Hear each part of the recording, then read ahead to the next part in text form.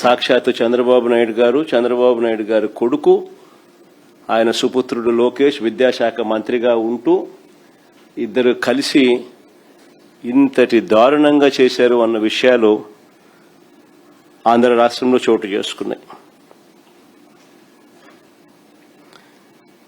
నిజంగా చంద్రబాబు నాయుడు గారిని ఒకసారి గమనిస్తే ఒక అబద్ధానికి, ఓ మోసానికి, ఓ వెన్నుపోటుకి, ఓ దగాకి, ఓ స్కామ్కి,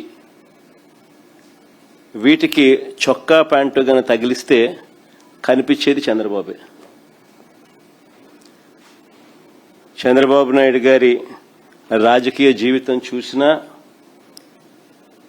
ఈ 2 ఏళ్లలో ఆయన సూపర్ 6లు సూపర్ 7లు చూసినా, తానిచ్చిన మేనిఫెస్టో హామీలు ఇంకా లోతుగా చూసినా, ఇవాళ టీచర్ల రిక్రూట్మెంట్ చూసినా మనకు కనిపించేది ఇవే: దగ, మోసం, అబద్ధాలు, స్కాము. ఇవే కనిపిస్తాయి. చంద్రబాబు నాయుడు గారు రాగానే చేసిన తొలి సంతకం 5 సంతకాలు చేశాడు.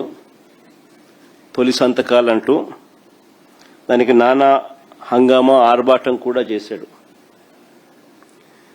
అందులో భాగంగా ఇది కూడా ఒకటి. ఇందులో మెగా డిఎస్సి అనేది ఒక సంతకం. మెగా అనేది ఏమిటో నాకైతే అర్థం కాదు, కానీ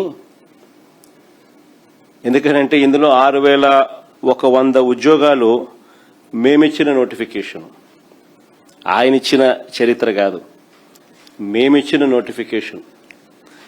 ఆ నోటిఫికేషన్ 6100 పోస్టుల నోటిఫికేషన్ను